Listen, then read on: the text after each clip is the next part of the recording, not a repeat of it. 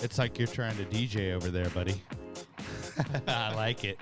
Hey, so we're good on the old Facebook. Everything is good. All right. Hey, everybody. Welcome to This Pink Cloud. Welcome. Season 2, episode 15, dude. Episode 15. Oh, nice. For the Spanish-speaking crowd. Right, I like it. A little bilingual. I've actually been working on my Spanish. Hey, now. I've been watching HBO Latino.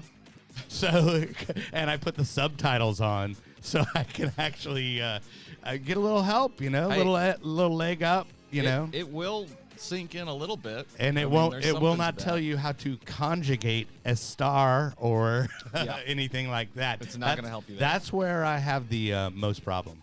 But that's for another show. So I am DJ Kelly Reverb, as hopefully y'all know by now. And this is the Professor Nolan. The Professor Nolan. And good morning. And kind of on time today. I'm kind of impressed. Hey, now. What are you going to do? And what do you think of the new flavor there, buddy? It's on not the bad. On the squirts. On the squirts? Yeah, it's not bad. The Berry Blast. The Berry Blast. It's a little purple drink. It's I can work with it. Right. I think it's going to get the job done. Well, and if you're just joining us, we are a show that is designed to help you obtain and maintain sobriety. Obviously, we are a resource broker here. And we have our good friend. I'm going to go ahead and jump to him right now because he has a time-sensitive schedule. And as I like to say it, he is in the bowels of recovery. You know, he's on the front lines. Yeah. He is. And his name is Craig Anderson. And he is actually with an organization called APAA, APAA, and not APPA, because that's an airbender. And that's an airbender? Yeah. Like Avatar, the airbender? Yeah. So it's Wow. APAA, which stands for the Association of Persons Affected by Addiction. Craig. Which is everyone. Yeah, exactly. Craig, caller, are you there? I am here. I'm glad to be on the show today. What? Good morning, Craig. Thanks for coming. Thanks for coming on, man. I appreciate it. So why don't you tell us real quick, we'll hear a little history about APAA, and then we'll get into your personal story. So why don't you just give us the spiel on what APAA is? Okay, so it's we pronounce it APA, but that's There you go. but I think a lot of people when they hear that they think it's Apple. So I don't work for Apple. No. Well, we will pronounce it the correct way then. APA. But yeah, it's fancy. I like that. So APA is it's a recovery community organization. It's the first one accredited in the state of Texas, and there's only like 4 or 5 in the whole state. So it's a community center. It's a drop-in center. Okay. You know, where people can come in, they can catch a group. You know, we offer a lot of resources. We are stockpiled with coaches, recovery coaches, both for mental health and substance use. You know, it's a great resource. Yeah, I mean, when I went by there the other day, it was like I didn't realize it was such a one-stop shop for recovery because y'all actually have inpatient as well, right? We refer people to inpatient services. Oh, okay. All right, I gotcha. So where are you guys located then? On MLK, 3116 MLK Junior Boulevard. Okay. We can see the Ferris wheel at State for the what is it called? For Fair Park. State Fair. Right. The Texas right at the State front Fair. door here. Well, right on. Well, so Craig, okay, so let's rewind back to the beginning for you. Like, where did you, where did your addiction start off? And then how did you wind up with APAA? Wow. I know, I think a lot of people. I'm painting with broad strokes here. Yeah, not everybody that works with alcoholics and drug addicts is one, but certainly a lot of us are. Like Kelly said, where did it start for you? And then where did it start going wrong? Exactly. Right, my personal journey. Wow, it goes back for a lot of people, like in your childhood. Trauma in the childhood. Sneaking drinks, enjoying that feeling, realizing that it was an escape that worked at the time. Of course, there's the college years, and all the other drug experimentation. Saved by the Bell, the college years. Right. Right. Underrated show. Right. Underrated. But it was probably in 1999 I started drinking pretty heavily. And I was feeling like I really felt like I was having a mental health crisis, and I was just putting alcohol on top of it. Yeah.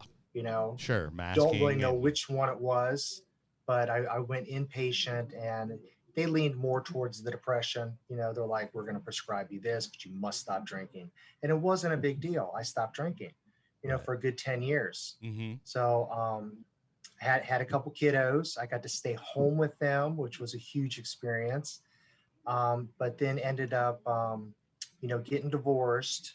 That kind of put me in a little bit of a depression again. Mm-hmm. Wasn't taking my medication. I always think I know what I'm doing. Right. Sure. And you probably were not working any type of recovery program, right? But it doesn't sound like you were doing that no. at any point during this 10 years, right? Say again? It doesn't sound like you were doing that really at any point during this 10-year stretch, right?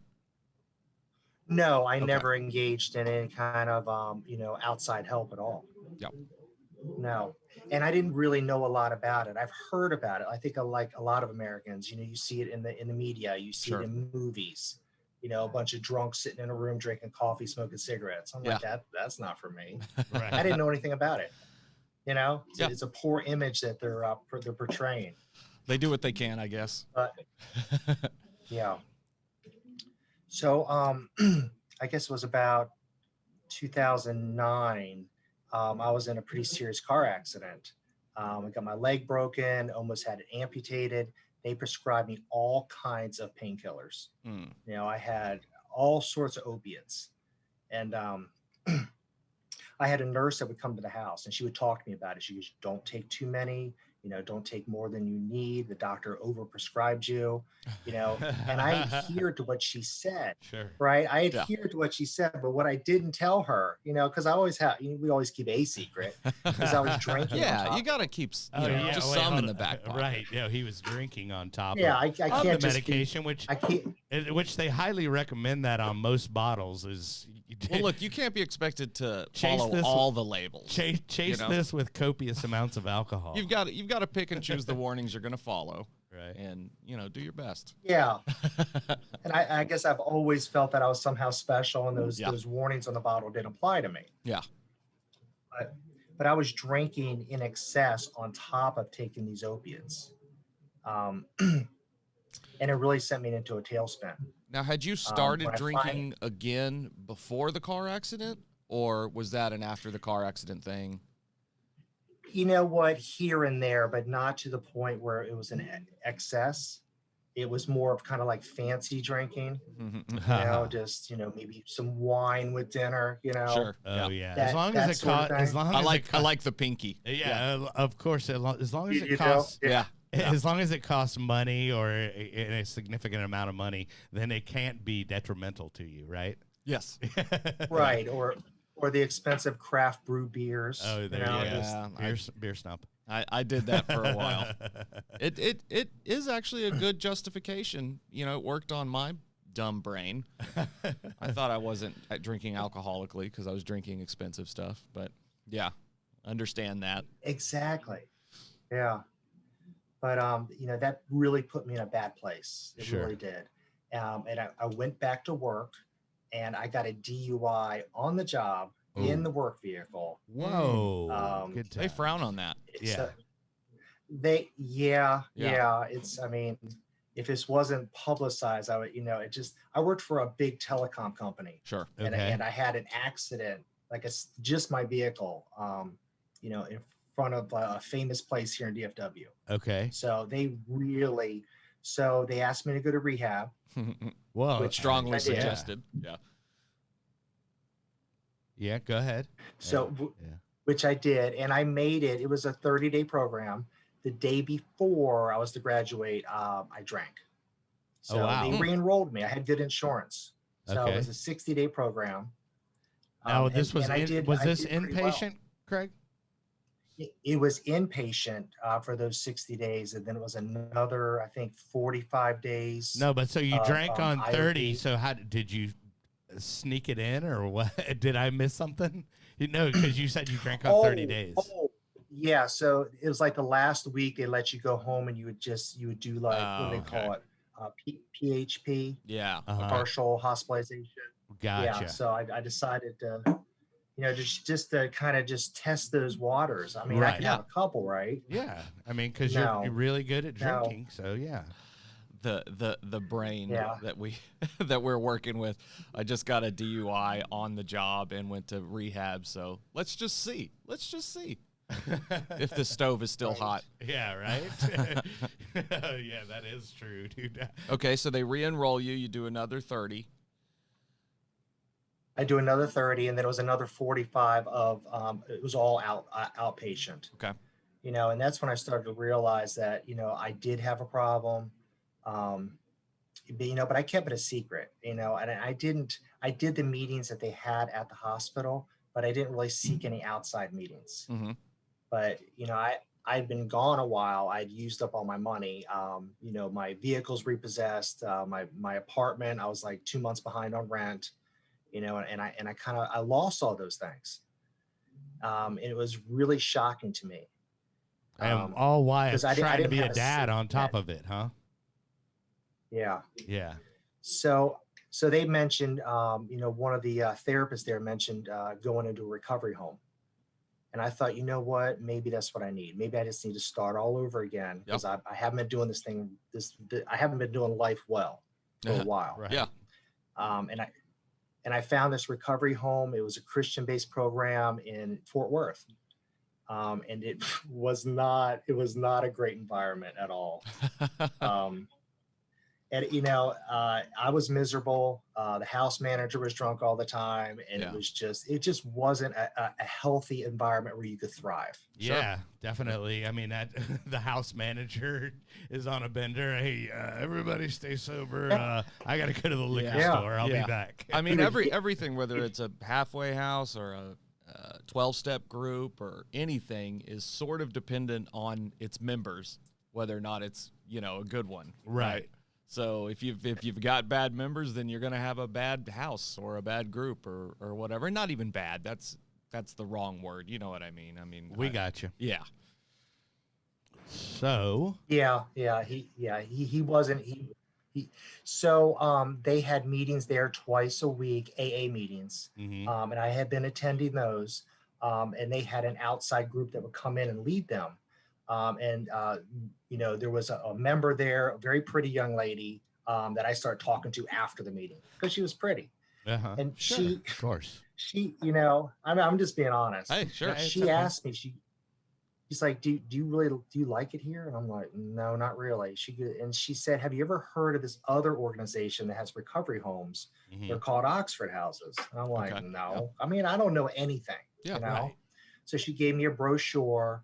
I gave them a call. I got accepted into one of their homes here in Dallas, and it completely changed my recovery journey. Everyone in the house was very serious about recovery. Everyone had different pathways. They were all embraced. It was a clean environment. People weren't using. And if they did, they had to leave. Sure. So they actually had really rules there. Me. They actually had rules. I said they actually had rules there. Yeah. Yeah. Well, and people abided the other place by had them. rules. Yeah, they had rules that weren't enforced or whatever. Yeah. Yeah, Oxford Houses. I've had a little bit of experience with Oxford Houses, and everyone I know that's had experience with them has generally been pretty positive. So for those listening, that is a resource that's there's tons of them in DFW. Yeah. Now, is Oxford just male only, or is it male and female? Right? There's either male only or female only, and actually, I do think there are some homes for couples. Okay. But don't quote me on that in the DFW area. Okay. But I know there are female houses as well as male houses. Ah, good to know. Yes, there's male houses, female houses. There's what they call mommy and me houses, moms with little kids. Mm-hmm. There are, daddy and me houses. They try to, incorporate everything they can to help as many people as they can. Yeah, Sure. a lot of different situations. It's not, Yeah. So I moved in. I expected to stay about 3 or 4 months because I had it all together, right? Right. Um, it turns out I stayed almost 5 years. Wow. Oh, wow. Okay. Yeah, I fell in love with the program. I was able to move around and start opening up other homes. There you go. I really started to volunteer my time within the organization because I got a lot out of it. Yeah. And initially I started because I wanted to help other men, but you can only help someone else so much. You can create a structure and a support for other people, but they have to embrace it. Yeah, they So actually have. I You did actually it. I have really to did for want to myself. be I really enjoyed in it a recover. lot. You actually have to want to be. I figured that out. You have to actually want to be recovered. Yeah. To achieve recovery. Yeah. Hey, real Right. quick, I don't want to cut you off here, but I do want to drop in our sponsor since we're talking about all these good places to go. Yet another good place. Summer Sky out in Stephenville, Texas. We've got those shirts coming, Hey, now. and we'll be wearing them hopefully next week with the I went to rehab and all I got was my life back. Yeah, you better believe I'll be wearing that shirt. Yeah. Looking forward to that one. So anyway, but reach out to them. And Craig, sorry for cutting you off. Just had to sneak that in. No, you're fine. I've listened to some of your other shows, and I know that it's important to give them a plug, especially since what I heard you all say is they've helped turn your life around. Yeah, they sort of saved our life. So a plug is the least we can do, I think. Exactly. Balance the scales a little bit. And they helped me lose 30 pounds. Yeah. it was like going to a weight loss camp too. It's amazing what happens when you don't drink. Did you ever? Yeah. Speaking of that, did you ever get to an Elvis status in your drinking, like where you were in a larger size clothing, or did you ever gain, or were you one of those guys that never gained weight at all? For me, but Yeah. no. When I don't drink, I usually put on pounds. When I do drink, it's to such a point where I'm sick. I lose weight. Yeah. I gotcha. It goes one way or the other. do. For most people, yeah. Yeah, the organs are shrinking. Yeah, it's bad. Well, who has time for food? Right. I mean, that's just Right. just gets in the way. But okay, so you're opening up Oxford House. Is this all in DFW, or are you traveling around other cities for Oxford, or? Yeah, it's mostly in DFW. I got to help open up a new idea up in Oklahoma City. It was an Oxford home that would take people that were discharging from prison. Okay. Yep. And so it would give them a place to stay for a week or two until they could be placed into another home, within the state. So that was like 18 men in a house. That was a lot. Ooh, yeah, it's a big one. And typically like DFW area, there could be 6, there could be 8 or 9, and that's pretty much it. Yeah, just since we're on the subject of it, just to kind of let people know. So it's essentially, these are houses just like any rent house or, any house you see in a regular old neighborhood. Yeah. 3-bedroom, 4-bedroom houses. Sure. Normally 2 guys to a room.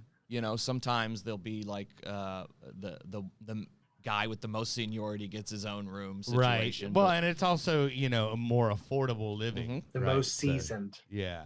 And most seasoned. Yeah, and it's just all folks in recovery, like you were talking about, multiple pathways. They don't make you do it this way or do it that way. Or Gotcha. But being sober is part of the deal. Sure. At any point, if the house members decide they want to drug test you, then you're going to take that test or you're going to leave.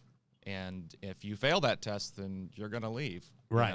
Begrudgingly. It's not fun kicking someone out, but that's the way it's got to be. Right. That can poison a house, and all of a sudden you've got multiple relapses. Oh, yeah. Before you know it. So, but it's really cool that those are available, and I'm glad you had some experience with that. So then you go from Oxford House and then setting up the other organization in Oklahoma, and then eventually, I mean, is there any window between that, or how did you get introduced to APA, or how did we pronounce it? APA. APA. APA. APA. Well, APA, yeah. Well, a lot of the guys that were coming in were needing all the same things that I needed. Maybe, how do I apply for food stamps? How do I travel to here? How do I get my license renewed? After a DUI, it's all the Sure. same basic things. And I was helping the guys that would come in with these things that I had struggled with. And I had mentioned it to a friend of a friend. He goes, that they have people that get paid to do that.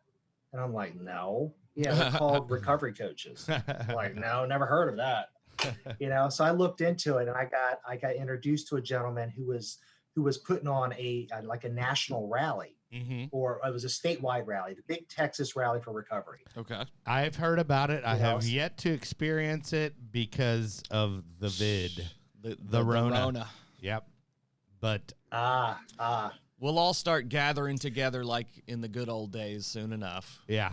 Those are the big gatherings, the conferences and stuff like those are awesome, powerful events. Nice. So the Big Texas Rally, yeah. Yeah, so this was the gentleman I work for now, Mr. Joe Powell, the CEO of APA. I contacted him. He goes, "Oh, we're having a meeting, later this week. I'd love for you to come." And it was a planning meeting. I've never planned a rally before. There was a lot of people there. We rented out a whole bridge. We shut down a whole bridge in Dallas. We rented police on horses, and we had all these vendors, all recovery related. They had some big names there, politicians. And it was very, very impressive. But my role was Oxford House has a world convention every year. It was going to be in Dallas the same year, but the events overlapped. So that wasn't beneficial. So we got them separated out by a day. So once the World Convention ended, they could go to the Big Texas Rally. That was like the recovery weekend. Right. Yeah. Yeah. So it worked out beautifully. So that was my role in it. But since then, I really got hooked on, doing these presentations and events and I really get a lot out of it. I love it. Right. I'm really good at spending a lot of the government's money. Hey, do it. This is a worthy cause right here. Yeah, for sure. So it sounds like So service they're currently has been planning for, this would be my 5th one this year. Okay. Yeah, when does the Big Texas Rally happen this year? Yeah. Or is it happening? Or is it happening in a reduced scale? I'm not sure about the exact Via date. Zoom some kind of way. Yeah, right. Yeah, it always happens in September. Okay. So it always happens in September. It's National Recovery Month. Mm-hmm. And that's when SAMHSA, releases a block of money to put on an event like this. Gotcha. And this year it's going to be in Houston. Ah, cool. All right, so you mentioned this about, and I want to touch on this, and you mentioned the recovery coach and getting paid for it and stuff like that. But I also wanted to mention, like, one of the things that you do at your organization is you actually train people to become RSPS and mental health specialists, correct? Or mental... Yes. Wait, hold on. I got to get the acronym right. Yeah. Mental health peer specialist. Yay, That's it. me. That's it. Yay. Yay. Yeah. So many acronyms. Oh, I know. Get into that, because I actually trained. This guy was actually my trainer. Oh, and yeah? I'm kind of disappointed you don't have the mustache wax working today. Well, I trimmed it because I had a suggestion from my wife. So, the suggestions. She got tired of the barbershop quartet look. Yeah. And she got it's so funny because like he has a little tick. Oh, I can see it now with a little semblance. But he always does this like while he's thinking.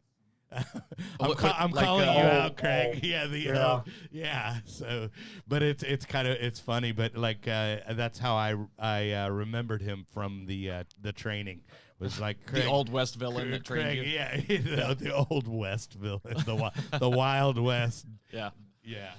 Oh, that was a good show. Snidely Whiplash. That's what I was trying to remember the name. Thank you. Yeah, so it sounds like, service work has been your path to recovery, to just feeling whole and well, like you keep saying, you get a lot out of it. You get a lot out of it. That's not just words. I know what you mean. You get a lot out of it, helping other people. It has an effect. I don't know, whenever I get an opportunity to do it and I'm smart enough to seize the opportunity, I get a lot out of it as well. Yes. Yeah. So, very cool. Well, so why don't you, why don't we go ahead and dive into the organization more? I know I went by there this week and I actually picked up tons of literature.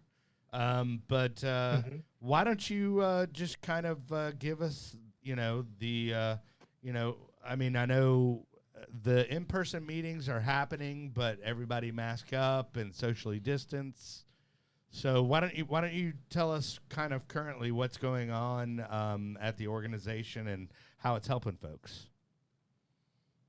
Sure. So, because of COVID, we've had limited the amount of peers that are in the building. So currently we have 3 in-person meetings a day. At 10 o'clock we have a spiritual development. So it's anything spiritual related and then those types of pathways. And then at noon we have healthy living. A lot of times we have nurses from the college come down and volunteer their time to work with some of the peers, take their blood pressure, check their weight, talk to them about diabetes, because that's very prominent in this neighborhood. Sure. And they usually lead that group. And then at 2 o'clock, we have a DRA meeting, which is Dual Recovery Anonymous.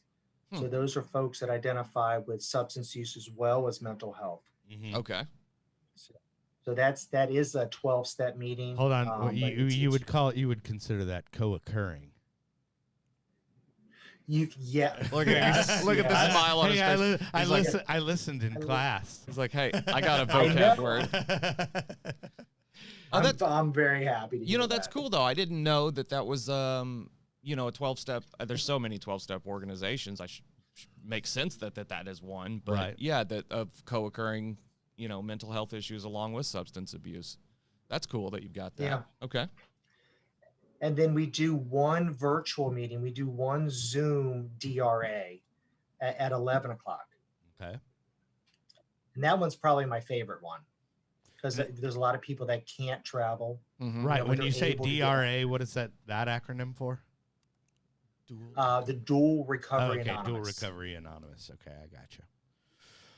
Well, all right. So that, and then also I wanted to announce, because y'all are actually, and I am going to sign up for this to get my MHPS. Yes. But yeah, and I'm actually probably, hopefully, knock on wood, going to be working with this facility soon. Okay. But I know that you're doing, and I'm assuming all this information is online if they want to go to the APAA recovery.org. Once again, that is APAA recovery.org. But you actually have classes, and there's actually a scholarship, limited funds for people that want to learn this, that don't have the funds to take the course, correct? Yeah, so the course, dependent upon what organization you take it through, could run anywhere between $500 and $750. And I know it was a struggle for me years ago to come up with that amount of money. Sure. Yeah. So there is a scholarship available through a sister organization called the Recovery People. And as long as you qualify 18 years or older, GED, have a lived experience with substance use, they will scholarship you to take the training. And that's a huge benefit. Well, and that's how I was actually able to get my RSPS because of that. Because hey, sorry, don't have the extra $500, and take a week off, take a week off of work as well, Yeah. And then next month, well, that's tomorrow, May, is Mental Health Awareness Month. And on our own, we've decided to kind of promote that. We're offering to scholarship people for the MHPS, the Mental Health Peer Specialist. you know, because Right. we don't have as many people sign up for that one. Sure. And you know, to me, that's probably sometimes that could be more important depending upon, you know, where a person's coming from. Oh yeah, I agree. I agree. I mean, a lot of it is self-medicating, you know, and it's really just somebody might be bipolar, and when you throw in alcohol on that, then it doesn't work out so well sometimes. Yeah, and you know, we're still so early on in figuring out the proper ways to deal with mental health issues, you know, and there's a lot of folks out there that have grown up with some sort of mental health problem and have never even received proper treatment or anything close to it. Or a diagnosis. Yeah, You possibly. know? Yeah, all of that. And yeah, absolutely. Especially, you know, I'm familiar with where the building's at in that neighborhood too. It's a big issue. So no, that's cool too. Okay. So, and then also, so you're doing the training, and there's a potential scholarship where people can take this, but then also you are currently searching, I mean, you have job openings at APAA right now. We definitely do. So after you take the class, you're supposed to do 250 volunteer hours, but you know, you can be paid, you know, when you volunteer. Right. You know, if you get hired on. Sure. But yeah, APA, we are definitely looking for some really good people. Okay. You know, So all my friends out there that want to get into recovery, yeah. I have found the path for us. We shall take over, APA. I am Spartacus. Before you go, no, go ahead. A lot of us in early recovery, we want to give back, and I hear this similar things. I want to become an LCDC, sure, you know, a drug counselor. I want to open my own recovery house. I want to be a recovery coach. But you know, once you get into like this field, it can be heartbreaking at times. Absolutely, sure. You know, the percentage of really supporting people and see them, you know, become successful in the time frame you want them to be, it's not that high. Yeah, sure. You know. Yeah, we were kind of talking about it at the beginning. You know, you do have to want it. You have to want it, and it's tough. Sometimes the journey to get to a point where you want it enough is difficult to watch. Yeah. Well, and it is, sometimes people don't survive it. Really. Yeah, that's true. And it's tough, but all you can do is keep putting it out there. Keep putting it out there. So whenever someone is ready, because none of us know what that looks like, right? None of us have a meter that says this one's ready and this one's not. So you just keep putting it out there, and so you do get some success. You get a bite. Yeah. Fishing. So I get to do one. Oh, go ahead. I was just going to say fishing for recovery. Fishing. Now go ahead. What were you going to say? I get to do one training that I'm really passionate about, and it's you know, overdose awareness. Ah, perfect. And to me, that's because I was about to tell you I love your shirt. Yeah, so, I was going to say, go ahead and tell them what the shirt is about. So this is from an organization out in Fort Worth that I associated with several years ago. We usually come together to do events. Yeah. And I love them. They're a harm reduction organization called OD Aid, Overdose Aid. So, you know, usually when we hook up, we swap T-shirts. But, you know, I love this one. So I usually do a class on how to identify if someone's overdosing, and then the steps on how to reverse it. Yep. Right. And naloxone is the medication that you can give someone who's overdosing on an opiate. Now what people have seen, people have seen in the movie, I guess the EpiPen is what they call it, and they just give it heart in the movie. In the movie's the adrenaline needle, right? Yeah. They give you adrenaline needle. Like what was that? Pulp Fiction. Yeah. Get Him to the Greek. That silly movie does that too. Yeah. Right. Yeah, so, but this is actually practical knowledge that is real life knowledge to dispel any movie misnomers. Well, it is true that before naloxone, that is what they did. Yeah. On site, but this is much better. Yeah. And hey, back that up because I think there's a graphic on that shirt, Craig, as well. Oh. There we go. The non-flat line, the heartbeat. Right. They're bringing life back. Right. Because there's a lot of stigma surrounding, giving addicts medication to reverse their overdose. They'll just go get high again. Oh, that's silly. The way I look at it is you're giving someone another chance to embrace recovery. Yeah. That's silliness. That just makes me angry. Now, Nolan, our friend over here, I don't know, because we've never gotten into this, but have you ever OD'd? Yeah, absolutely. Where you actually had to have somebody revive you or hospitalized? No, I've never received naloxone. Okay. I just have been lucky. And it is just dumb luck. There's no, Did you have to be hospitalized or? Once, yeah. And then... from opiates, from heroin specifically, 4 times that I would consider serious overdoses. And there are degrees of overdose, too. Right. A doctor would probably tell me the numbers, if he was there every day or whatever, it's probably more like 20 or 30 times. But to where it was serious business where I could have lost my life, I'd say 4 times. But I personally never received naloxone. I was a very, very solitary drug user. So I was alone a lot of the time. So I just happened to wake up. You know? Like you said, no telling how many times your heart rate was like down. Absolutely. Yeah. Absolutely. And below 60. And then some folks don't, but only because I was alone. Had I been with other people, anyone at that point I'm sure would have looked at me and been like, we got to go get naloxone, or hopefully we have some on us.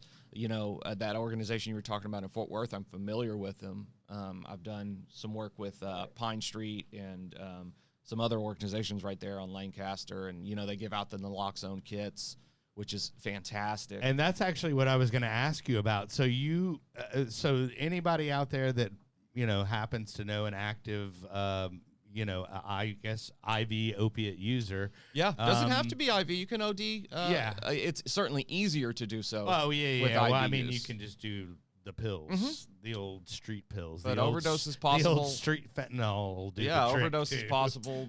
All Methods of use. So I just want them, so if they want to get on this training course that you do, they can just get this information at that website, right? Definitely. And we're still trying to plan the next in-person one, because I did a Zoom one. It's informational, but it needs to be more hands-on. Yeah. Sure. Yeah. I understand. It's like trying to teach a CPR class via Zoom. Yeah. Right. Yeah. Right. So now when you're teaching people, do they actually get the kits from you, or do you tell them where? Yeah, so I definitely, because I don't think it's beneficial if you don't have the medication to give them. Right.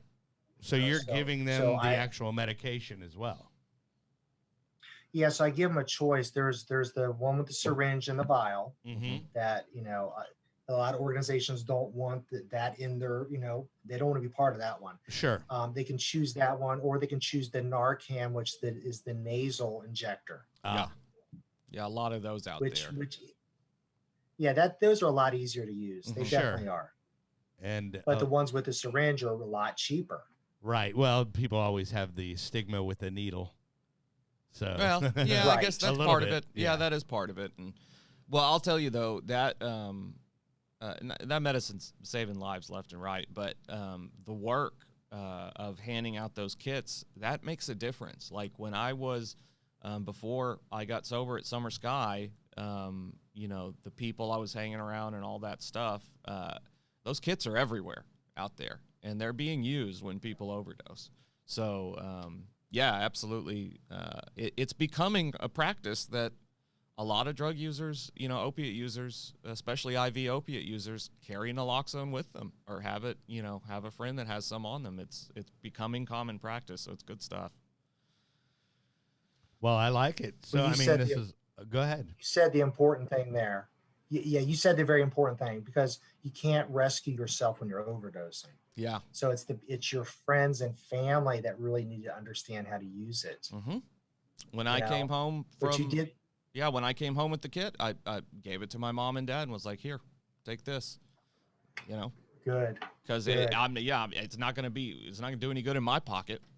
You know, I'm going to be asleep Right. on the Right. ground hoping someone else has it. But yeah, the more those things are out there, the better. So yeah, so beyond that, that's your favorite course to teach, and then we've got like I said, y'all are currently taking applications for the mental health Yes. folks. You have a few positions and openings. We do. So we have scholarships for the RSPS, the substance use, the MHPS, the mental health, and we're taking applications to hire some great folks. I think that he just said my name. Hey, The great part. Yeah, great folks. You know? his ears perked up. Yeah, right. I was like, hey, that's me. But yeah, anything else you want to? I mean, we've covered a lot, but anything else about the organization that y'all offer that maybe we didn't get to? Well, it's hopefully everything's opening back up. Mm-hmm. Yeah. But we like to we like to remind people that you can have fun in recovery, and we do a lot of outings. We have like recovery at the movies, where we go to the Angelica Theater, and we'll truck a whole bunch of our peers over there, meet other people there, free popcorn, free drink, recovery related movie, you know. For some of the folks that live in this neighborhood that we serve, they really don't have movie ticket money. Mm-hmm. Sure. So to get out once a month and be with other people that are sober and having fun, and that's huge. I never thought I'd have fun in recovery. Yeah, well, But I I mean was gonna be that's miserable. also a stigma that I'm trying to dispel, is the fact that I mean I have more fun not being hammered than I ever thought I would. Yeah. I mean, honestly, it's like, wow, I'm here and I'm present and I'm actually enjoying it, and I don't need that to have my edge, you know? And it's and you don't know it until you experience it. Yeah. Because the whole time, I mean, I've always alcohol always just equaled fun. Yeah. And I'm like, oh, well, wow, sobriety can equal fun too.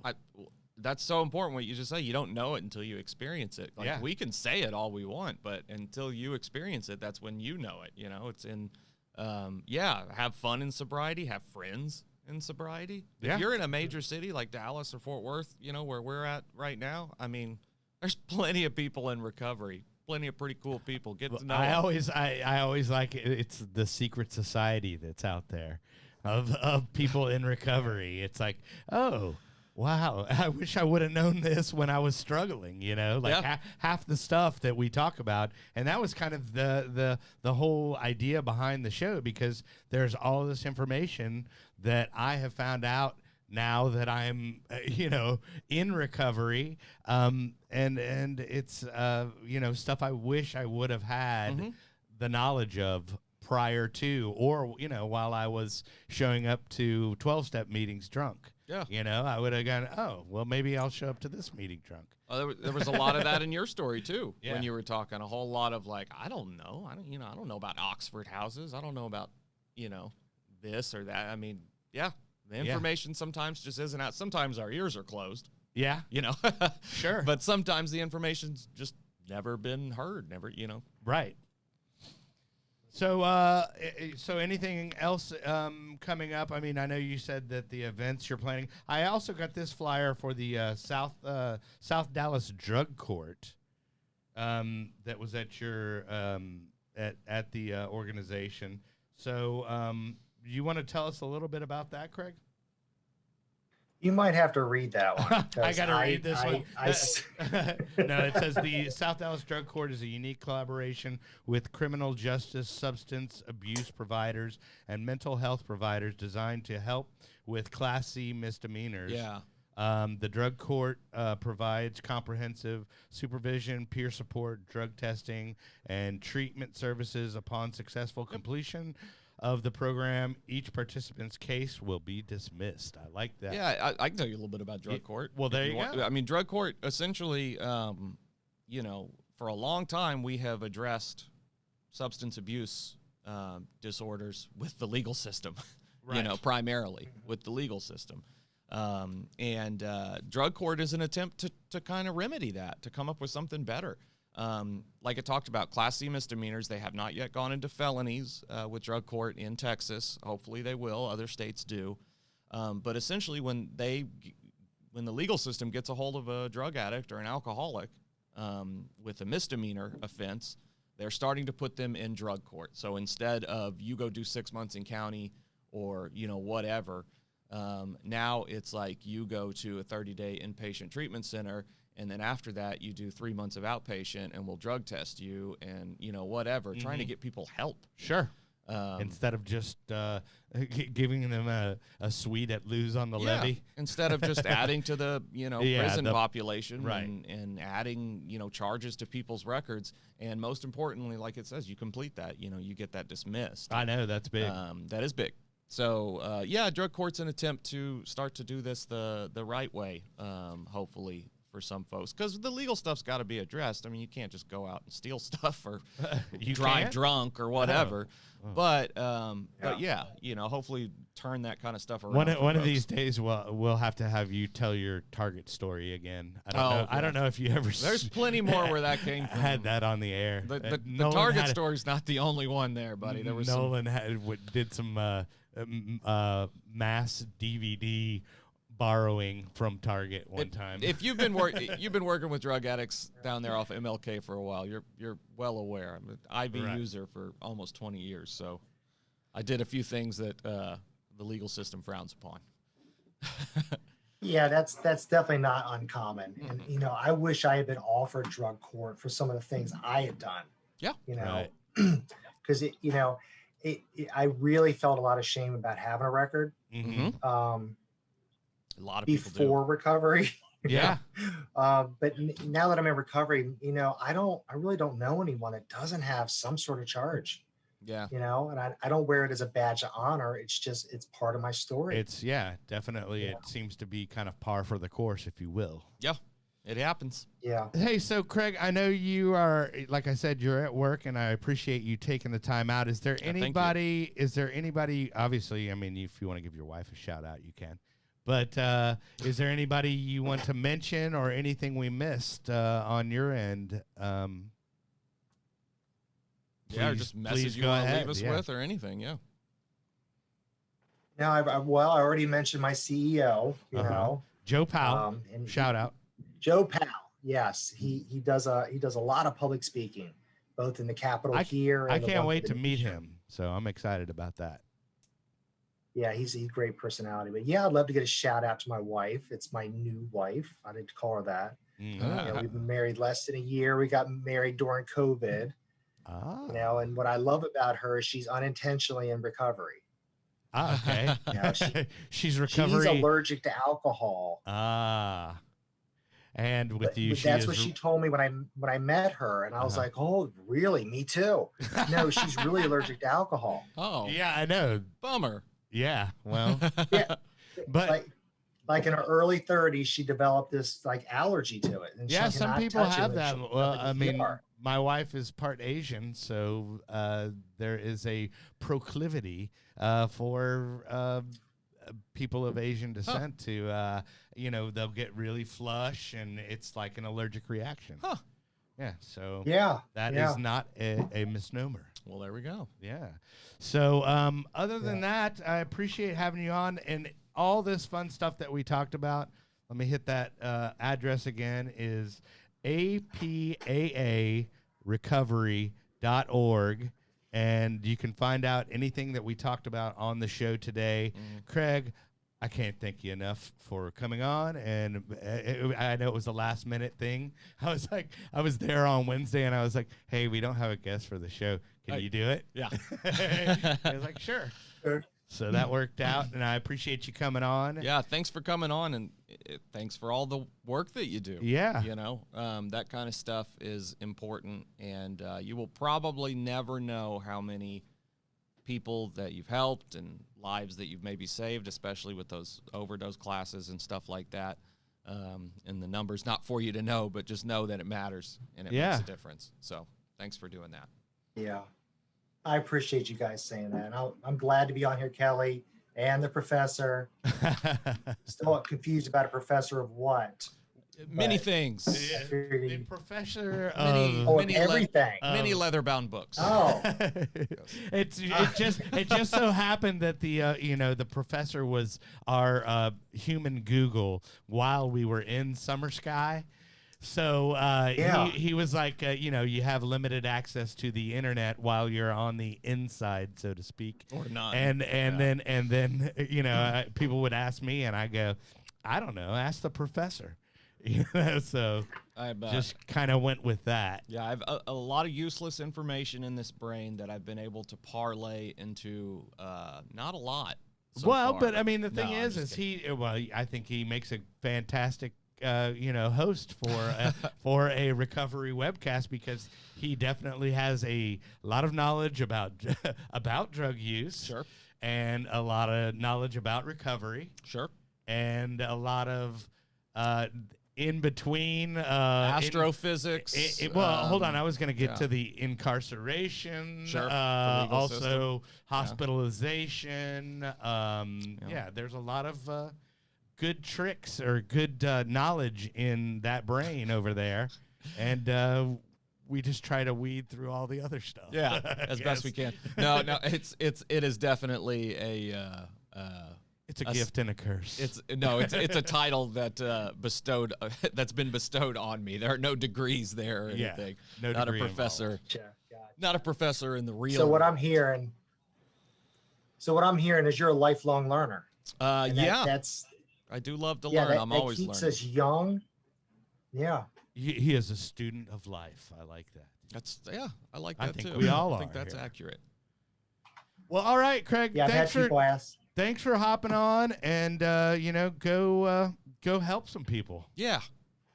I'm gonna do that. And I'm glad this show is reaching other people, and they're hearing this, and they're realizing that the recovery's out there. Yeah. There's 23 million of us. Yeah. Not that secret society, but it's hard to get introduced into that first door. And that's what, and we're trying to be that doorway for everybody, and let them know that this stuff is out there, and if they need it, then it's here for them. And there's lots of doors, lots of ways in. And that they're not alone. Yeah, absolutely.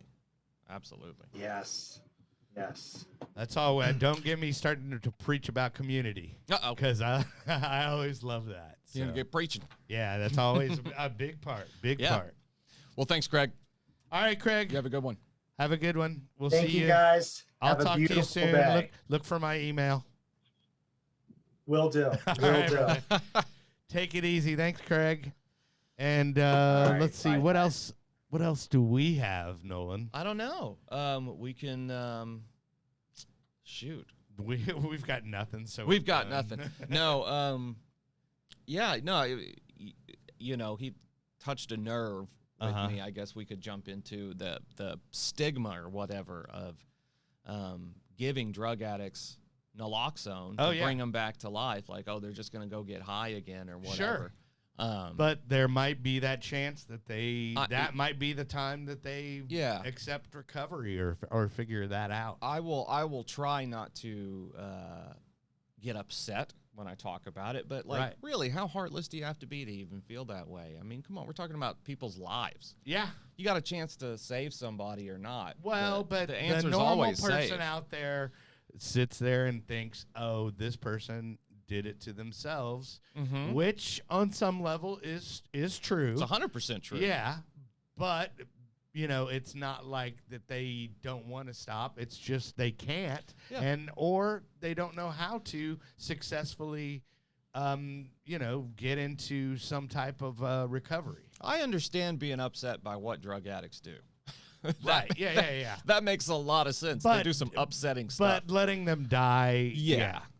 That's where the social line is drawn. Yeah, exactly.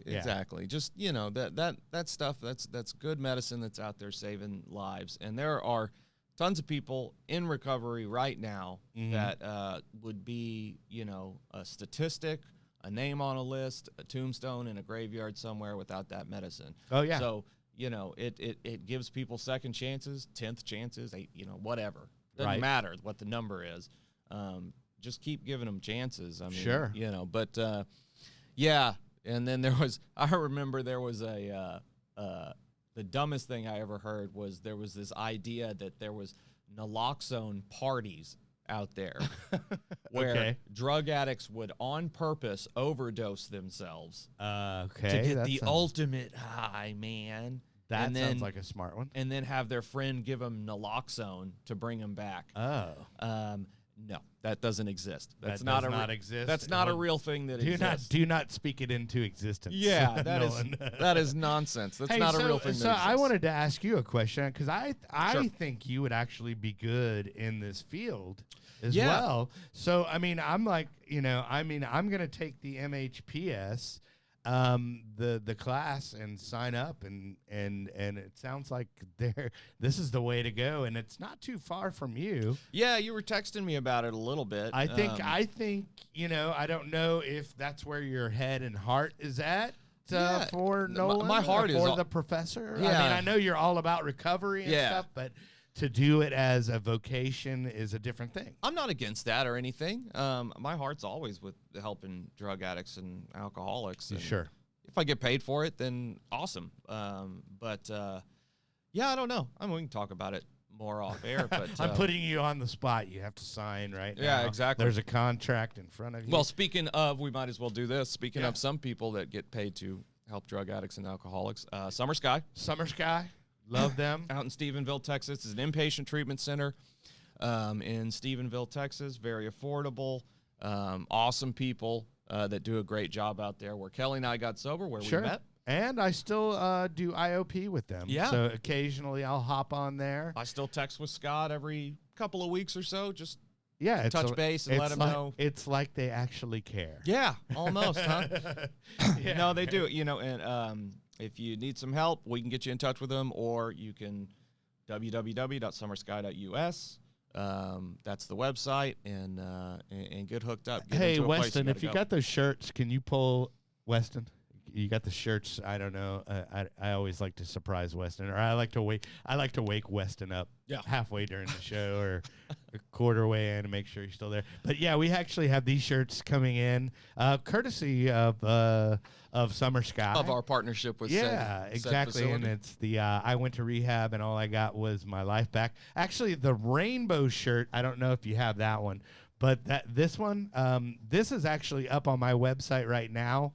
I have to kind of go third-party vendor, so they're kind of expensive. So they don't. It does have a pill on a skateboard and a rainbow. Right. No, I was going to say they're expensive. Yeah, they're expensive because it's direct to garment. And then there's the shipping and blah, blah, blah. So by the time it's said and done, I'm making like $3 off of you. So it says there is no magic pill for sobriety. And if there was, we would all take too many, which is our sign out line. And if you go to djkellyreverb.com, definitely, feel free to order that or a lovely Lone Star shirt. And then also, please sign up for our YouTube channel. Help us spread the word. Yeah. Get this show out there so, we can help blow this show up. So we can help more people. Yeah. It's a numbers game. So anything you can do, sharing the show, liking the show, commenting on the show, whatever. Also, if you go to thispinkcloud.com, that will take you to our YouTube channel. Trying to get the subscription up there. So if you haven't done that, be sure to subscribe to our YouTube channel because it makes us look good. Yeah, which is really what it's all about. Yeah, it's really all about us and our numbers. Yeah, right? I pretty much spend every waking moment just trying to look good. Yeah, and trying to grow the YouTube channel. Trying to look good.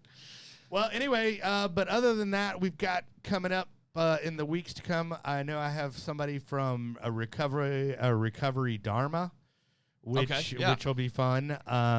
And then I'm working on getting somebody from Dogs Matter that is a spokesperson.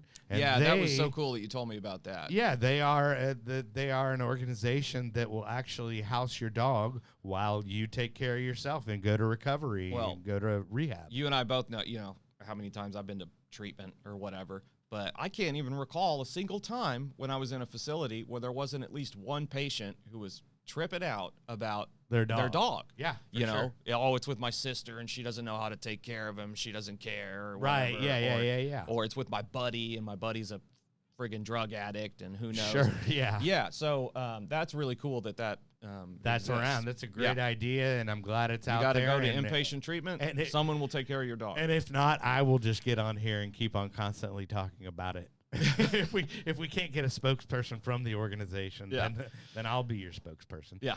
But that, and then also hopefully we get somebody from Cornbread Hustle as well, because it's just a cool name. And I want a T-shirt from Cornbread Hustle. There's got to be you should a want a T-shirt T-shirt out from there. Cornbread But they Hustle. basically are a resource for people that are in recovery and trying to find a gig, man, because that's not the easiest thing to do. When you're, if you have all the so to speak, badges of honor, he goes, I'm not wearing this as a badge of honor, but your DUIs and all your record and stuff like that. It's not always the easiest to get out there and get to work. Mm-hmm.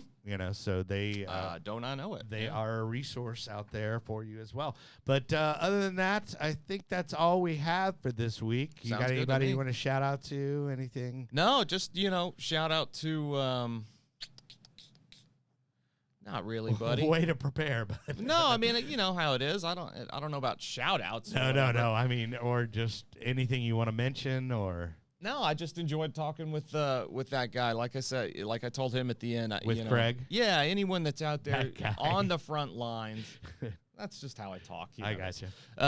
Anyone that's out there on the front lines and trying to help drug addicts and alcoholics, I have an appreciation for that. I mean, along the way, sure, when I didn't care anything about myself, right, there were people that kept me going, sometimes against my will, but kept me going. You know? And, I've got children today that wouldn't even exist if it wasn't for folks like that. Kept me going along the way. So, right. Just because someone doesn't get sober right away doesn't mean you didn't help them. Sure. And I'm a big proponent of that. that. And like they say, and I don't, but I mean, they relapse is part of the process a lot of the times. Yeah. Sometimes, absolutely. Yeah. And, but yeah, all that help matters. And, and you get something out of it too. I get something out of helping people, and like you said, he gets something out of it too. But cool. Always good way to start the day. All right. Well, thanks for joining us this week. And Weston, if you'd like to play us out and be Mr. DJ over there, be sure check out the shirts and remember, happy birthday, EJ. Oh, happy birthday! Oh yeah, happy birthday, girl. There is no magic pill for sobriety, because if there was, we would all take too many. Yeah, we probably would.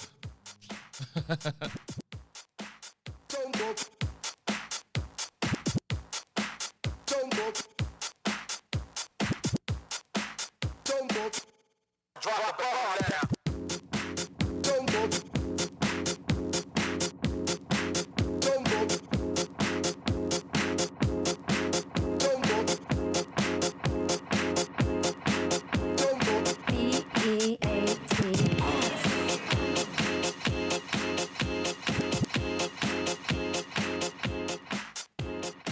Yo, everybody listen up, all right? I want everybody's attention. The next song will be played for